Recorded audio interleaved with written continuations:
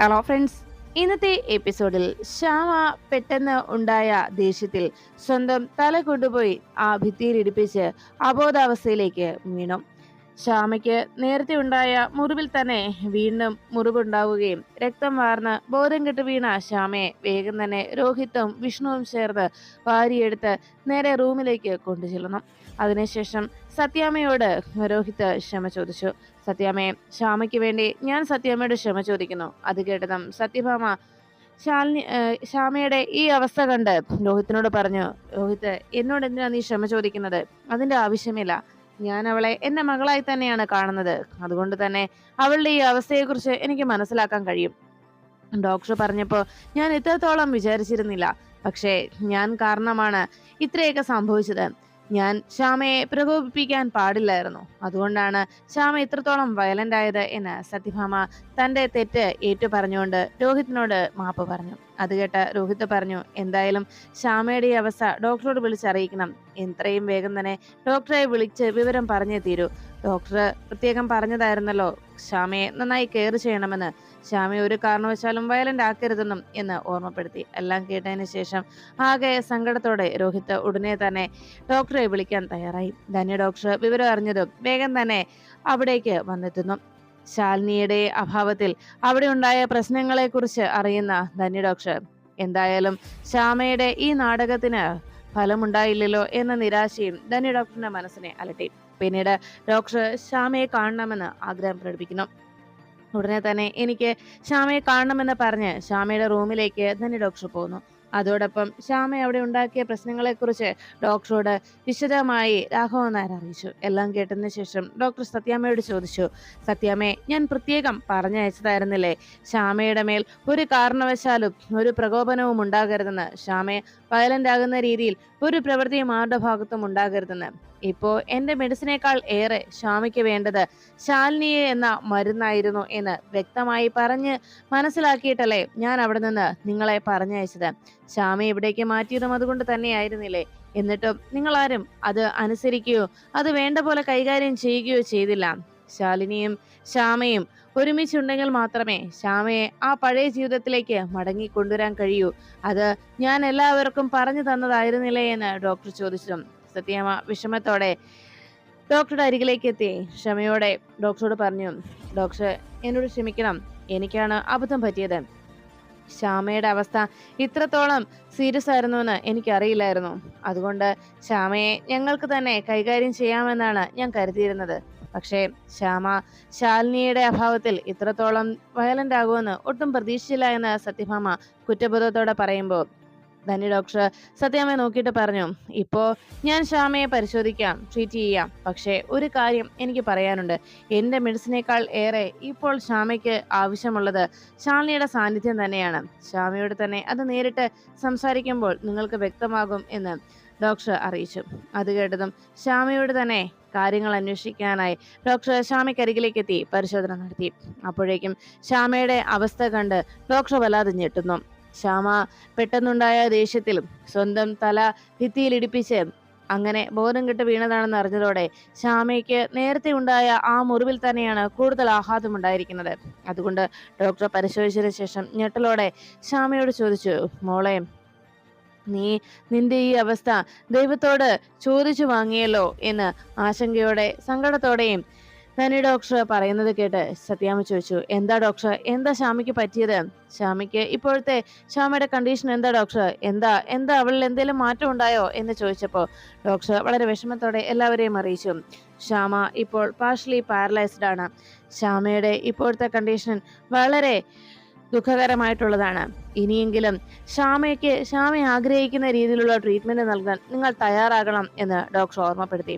അത് കേട്ടതോടെ ശ്യാമയുടെ മേലെ ഉണ്ടായിരുന്ന ഇത്ര നേരം ഉണ്ടായിരുന്ന ദേഷ്യവും ശ്യാമ കാണിച്ചു കൂട്ടിയതൊക്കെ വെറും ഒരു കുട്ടിക്കളിയായിരുന്നു എന്നുള്ള തെറ്റിദ്ധാരണയിൽ താൻ പ്രവർത്തിച്ചതൊക്കെ തെറ്റായി പോയി എന്ന വേദനയും സങ്കടവും കുറ്റബോധവും ഒക്കെ രോഹിത്തിനെയും സത്യഭാമയുടെയും മനസ്സിലലട്ടുന്നു.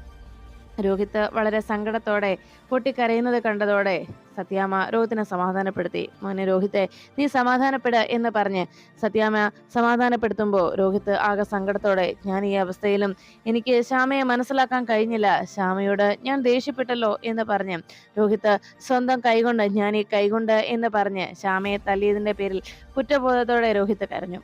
ഇത് കണ്ടതും ഉടനെ തന്നെ ശ്യാമ കണ്ണു തുറക്കുന്നത് കണ്ടതോടെ ഡോക്ടർ ശ്യാമയെ വിളിച്ചു.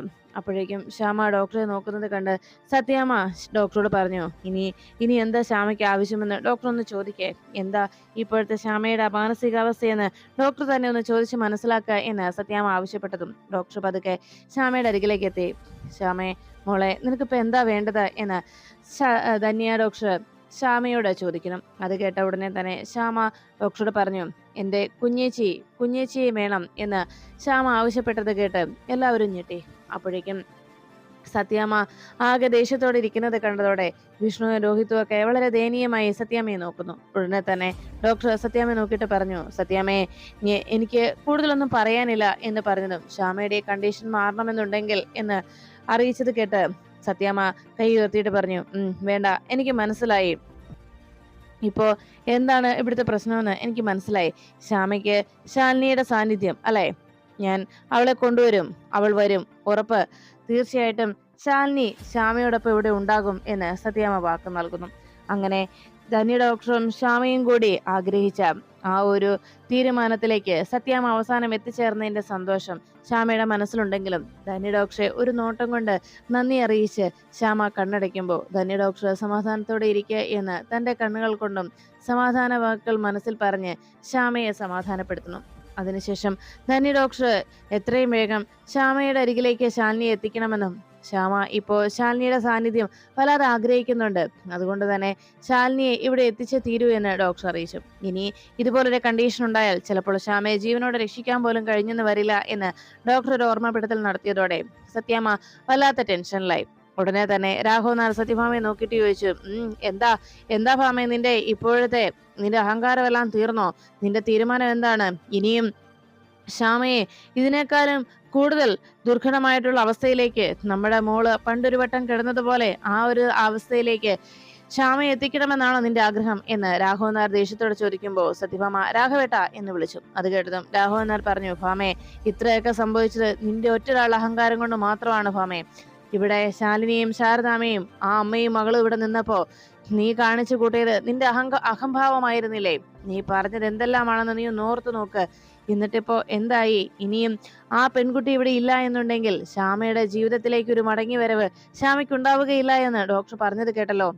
നിന്നോട് എത്ര പറഞ്ഞാലും നീ അതൊന്നും വിശ്വസിക്കുകയോ അനുസരിക്കുകയോ ചെയ്യില്ലല്ലോ ഭാമേ എന്ന് രാഘവൻ നായർ കുറ്റപ്പെടുത്തുന്നത് കേട്ട് സത്യഭാമ പറഞ്ഞു, വേണ്ട, ശാലിനിയെ ഞാൻ കൊണ്ടുവന്നോളാം, എനിക്കറിയാം ശാലിനി ഇവിടേക്ക് കൊണ്ടുവരാൻ എന്ന് സത്യഭാമ പറയുമ്പോൾ അത് കേട്ട രോഹിത്തും വിഷ്ണുവും സത്യാമ്മയെ നോക്കി. ഉടനെ തന്നെ സത്യഭാമ രോഹിത്തിനോട് പറഞ്ഞു, രോഹിത്തെ, വേഗം ഇറങ്ങ, ഇപ്പൊ തന്നെ ശാലിനിയുടെ അരികിലേക്ക് പോകണം എന്നറിയിച്ചു. ശാലിനിയെ രോഹിത്ത് നീ തന്നെ വിളിക്കുക എന്ന് പറഞ്ഞതും സത്യാമ്മ ആകെ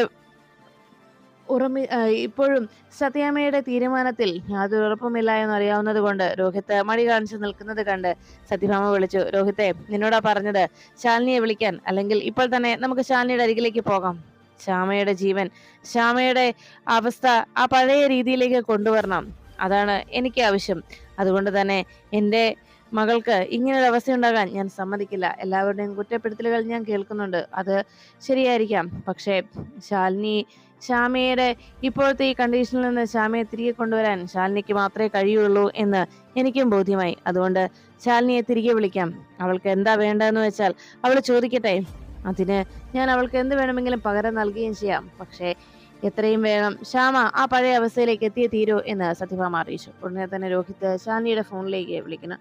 ഇതിനിടയിൽ ശാലിനി തിരികെ വീട്ടിലേക്ക് പോകുന്ന നേരത്ത് ശാലിനിയുടെ മനസ്സ് വല്ലാതെ കലങ്ങിയിരിക്കുന്നത് കണ്ട് ശാരദാമ്മ ശാലിനിയുടെ കയ്യിൽ കടന്നു പിടിച്ചു. അപ്പോഴേക്കും അമ്മയുടെ ഒരു ആശ്വാസ വാക്ക് കേട്ടവണ്ണം ശാലിനി അമ്മയുടെ ആ കയ്യിലേക്ക് കടന്നു പിടിച്ചുകൊണ്ട് ധൈര്യപൂർവ്വം രണ്ടുപേരും പരസ്പരം ആശ്വസിപ്പിച്ചു. അപ്പോഴാണ് രോഹിത്തിന്റെ ഫോൺ കോൾ ശാലിനിയുടെ ഫോണിലേക്ക് എത്തിയത്.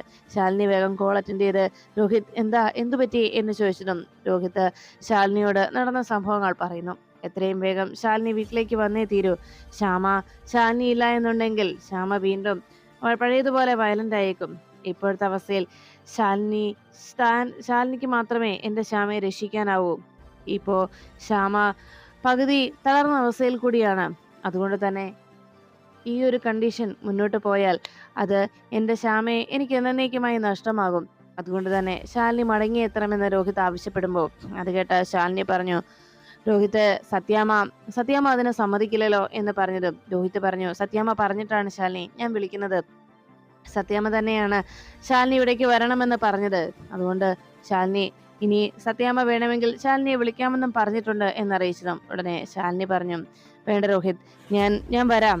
എന്റെ ശ്യാമയ്ക്ക് വേണ്ടി ഞാൻ വരാം. ഞാനും അമ്മയും ഇപ്പോൾ തന്നെ അവിടേക്ക് എത്താമെന്ന് ശാലിനി രോഹിത്തിന് വാക്കു നൽകുന്നു.